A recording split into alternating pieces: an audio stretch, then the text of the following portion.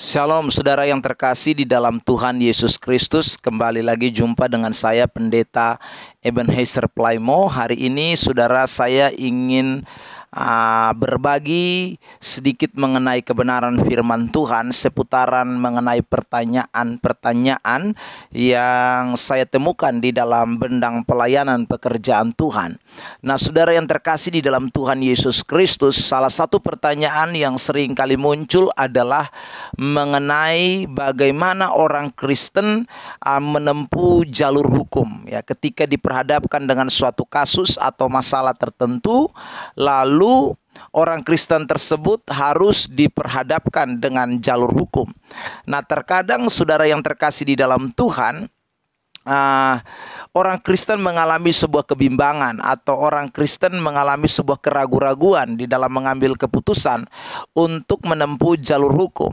Dikarenakan ada ayat di dalam Alkitab yang menyatakan atau berbicara seputaran tentang bagaimana orang Kristen menghadapi sebuah kasus dan kemudian menempuh jalur hukum. Ayat itu adalah di dalam kitab 1 Korintus pasal yang ke-6 ayat yang ke-1 sampai dengan ayat yang ke-9. Nah, saya mau bacakan dulu ayat ini, saudara yang terkasih di dalam Tuhan. Atau tidak tahukah kamu bahwa orang-orang kudus akan menghakimi dunia? Dan jika penghakiman dunia berada dalam tangan kamu, tidakkah kamu sanggup untuk mengurus perkara-perkara yang tidak berarti? Ayat yang ketiga, tidak tahukah kamu bahwa kita akan menghakimi malaikat-malaikat? Jadi apalagi perkara-perkara biasa dalam hidup sehari-hari. Ayat yang keempat, sekalipun demikian, jika kamu harus mengurus perkara-perkara biasa, kamu menyerahkan urusan itu kepada mereka yang tidak berarti dalam jemaat. Lalu ayat yang kelima, saudaraku, hal ini kukatakan untuk memalukan kamu. Tidak adakah seorang di antara kamu yang berhikmat, yang dapat mengurus perkara-perkara dari saudara-saudaranya? Ayat yang ke-6, adakah saudara yang satu mencari keadilan terhadap saudara yang lain, dan justru pada orang-orang yang tidak percaya? Ayat yang ke-7, saudaraku, ada saja perkara di antara kamu yang seorang terhadap yang lain telah merupakan kekalahan bagi kamu. Mengapa kamu tidak lebih suka menderita ketidakadilan? Mengapakah kamu tidak lebih suka dirugikan? Ayat 8, tetapi kamu sendiri melakukan ketidakadilan dan kamu sendiri mendatangkan kerugian, dan hal itu kamu buat terhadap saudara-saudaramu. Ayat yang terakhir yang ke-9, atau tidak tahukah kamu bahwa orang-orang yang tidak adil tidak akan mendapat bagian dalam kerajaan Allah? Jangan sesat, orang cabul, penyembah berhala, orang berzina, banci, pemburit, dan seterusnya. Nah, saudara yang terkasih di dalam Tuhan Yesus Kristus, secara implisit kita menemukan bahwa ayat ini seolah-olah melarang orang Kristen untuk tidak menempuh jalur hukum. Apakah demikian? Saudara yang terkasih dalam Tuhan, tentu ayat ini tidak berbicara larangan secara mutlak atau larangan yang pukul rata, atau semua kasus yang dihadapi oleh orang Kristen tidak boleh ditempuh secara jalur hukum. Tentu ini pemahaman yang akan membawa kita terjebak pada suatu pemahaman atau suatu keputusan yang keliru di dalam menghadapi kasus jalur hukum. Nah, saudara yang terkasih di dalam Tuhan Yesus Kristus, karena itu pada kesempatan yang diberkati ini sebagai hamba Tuhan, saya ingin berbagi kepada kita untuk memahami tentang teks 1 Korintus pasal 6 ayat yang ke-2 sampai dengan ayat yang ke-9, bahwa larangan yang Paulus sampaikan secara implisit ini tidak menunjuk bahwa larangan ini berlaku secara keseluruhan, tidak berlaku mutlak, tetapi hanya berlaku pada kasus-kasus tertentu saja. Nah, saudara yang diberkati Tuhan, dalam hal apakah orang Kristen atau dalam kasus apakah orang Kristen dapat menempuh jalur hukum? Yang pertama, saudara yang terkasih di dalam Tuhan Yesus Kristus, alasan yang saya mau angkat adalah yang pertama, si penulis ini, yaitu Paulus sendiri, dia pernah menempuh jalur hukum dalam kasus yang dihadapi olehnya. Saya kutip beberapa ayat, misalnya dalam kitab Kisah Para Rasul pasal 16, ayat yang ke-37 dan 38. Tetapi Paulus berkata kepada orang-orang itu, tanpa diadili mereka telah mendera kami, warga negara Roma, di muka umum, lalu melemparkan kami ke dalam penjara. Sekarang mereka mau mengeluarkan kami dengan diam-diam? Tidak mungkin demikian. Biarlah mereka datang sendiri dan membawa kami keluar. Lalu kemudian ayat 38. Pejabat-pejabat itu menyampaikan perkataan itu kepada pembesar-pembesar kota. Ketika mereka mendengar bahwa Paulus dan Silas adalah orang Rom, maka takutlah mereka. Jadi Paulus di dalam kasus dia menghadapi pemenjaraan, saudara yang diberkati Tuhan, dia pun membela atau meminta haknya, atau dia mengemukakan pendapat tentang bagaimana dia ingin mendapatkan peradilan itu di tengah-tengah pada masa itu di mana orang-orang yang sebenarnya membenci terhadap pemberitaan Injil. Nah, saudara yang terkasih dalam Tuhan, kalau seorang Paulus itu sendiri yang menulis 1 Korintus 6 ayat yang pertama sampai dengan ayat yang ke-9 pernah menempuh jalur hukum, adalah impossible tentunya kalau dia melarang secara mutlak orang untuk menempuh jalur hukum. Nah, saudara yang diberkati Tuhan, dalam kasus ini kita melihat bahwa Paulus menjadi korban. Paulus bukan menjadi seorang yang menjadi pelaku, tapi Paulus menjadi korban. Dia tanpa ada salah, tanpa ada pelanggaran tertentu yang dia lakukan menurut aturan hukum yang berlaku pada waktu itu, namun kemudian dia dipenjarakan. Nah, ini oleh sebab itu dia berani menempuh jalur hukum, bahkan dia sekaligus naik banding, saudaraku, untuk mempertaruhkan nama baiknya, untuk mempertaruhkan kebenaran yang dia sedang perjuangkan pada waktu itu. Perhatikan saudara, dalam kitab Kisah Rasul pasal 25 misalnya, ayat yang ke-10. Tetapi kata Paulus, aku sekarang berdiri di sini di hadapan pengadilan Kaisar, dan disinilah aku harus dihakimi. Seperti engkau sendiri tahu benar-benar, sedikit pun aku tidak berbuat salah. Perhatikan kalimat itu. Aku tidak berbuat salah terhadap orang Yahudi. Lalu dikatakan di ayat yang ke-11, saudaraku, dan ayat yang ke-12. Jadi jika aku benar-benar bersalah dan berbuat sesuatu kejahatan yang setimpal dengan hukuman mati, aku rela mati, Paulus katakan. Tetapi jika apa yang mereka tuduhkan itu terhadap aku ternyata tidak benar, tidak ada seorang pun yang berhak menyerahkan aku sebagai suatu anugerah kepada mereka. Aku naik banding kepada Kaisar. Ayat yang ke-12.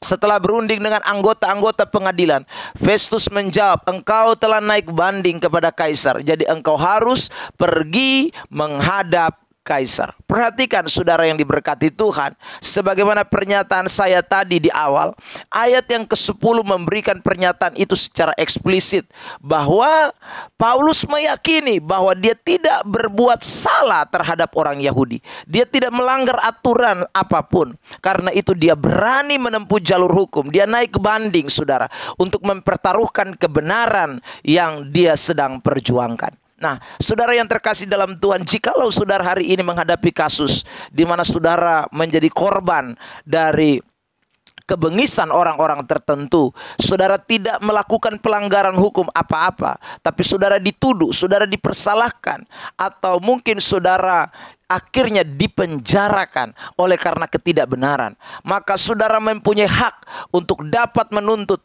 atau memberikan pernyataan di depan kasus yang saudara sedang hadapi, demi saudara bukan untuk menang dan kalahnya, tetapi untuk memperjuangkan kebenaran, sehingga orang-orang yang semena-mena terhadap kebenaran, orang-orang yang saudaraku memanipulasi sesuatu untuk membenarkan diri demi ketidakadilan, mereka pun dapat terjebak, atau mereka pun dapat dibongkar kedok mereka, kepalsuan mereka, sehingga kebenaran dapat dinyatakan. Justru ketika kita berdiam diri padahal kita sedang dalam posisi kebenaran, saudara, maka kita sedang seolah-olah membiarkan sebuah kejahatan itu berlangsung. Memang kita yakin Allah tidak akan pernah membiarkan mereka. Tetapi kalau Tuhan masih memberikan kita kesempatan untuk dapat berbuat sesuatu demi menunjukkan kebenaran atau menyatakan keadilan, mari lakukanlah bagian kita.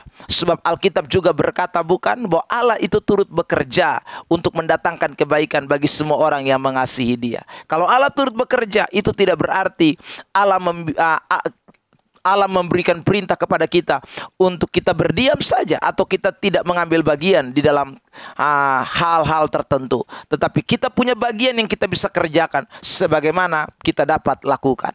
Itu hal pertama yang menjadi alasan untuk kita bisa menempuh jalur hukum. Yang kedua, Bapak Ibu Saudara yang terkasih di dalam Tuhan Yesus Kristus, kalau kita menyoroti suratan 1 Korintus pasal yang ke-6, ayat yang kedua tadi sampai dengan ayat yang ke-9, kita menemukan di sana bahwa Paulus sedang menyinggung sebuah kasus ketidakadilan yang disamakan atau disejajarkan dengan beberapa kasus dosa kejahatan, kriminalitas. Di antaranya ada percabulan, di antaranya ada perzinahan, di antaranya ada saudara, tindakan-tindakan amoral seperti prostitusi, tindakan-tindakan amoral seperti homoseks dan lain sebagainya. Nah, kalau kita memperhatikan teks ini atau pernyataan saya ini di dalam ayat yang ke-8 dan ayat yang ke-9,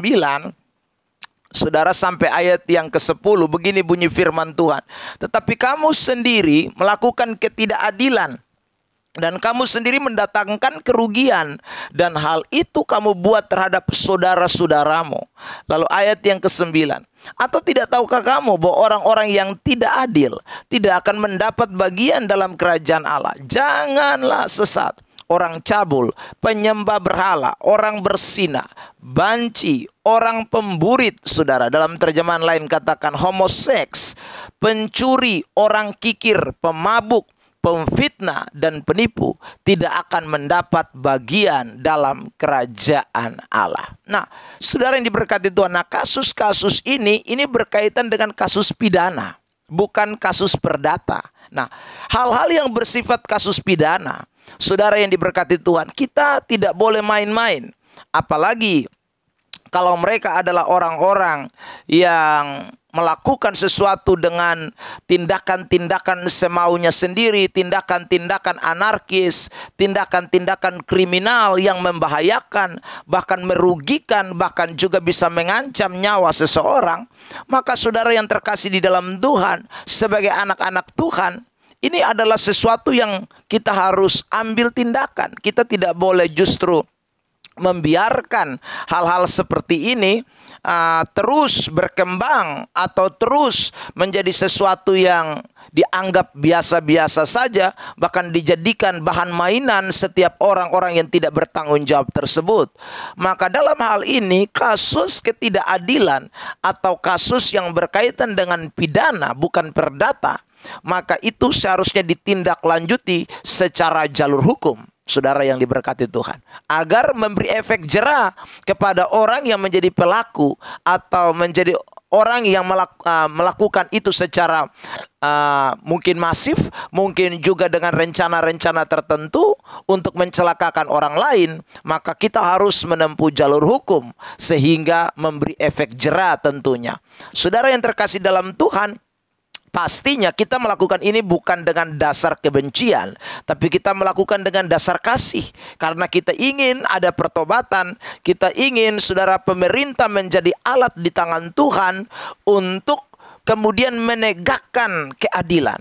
Bukankah Paulus pernah mengatakan dalam suratan Roma pasal yang ke-13 bahwa pemerintah adalah wakil Allah.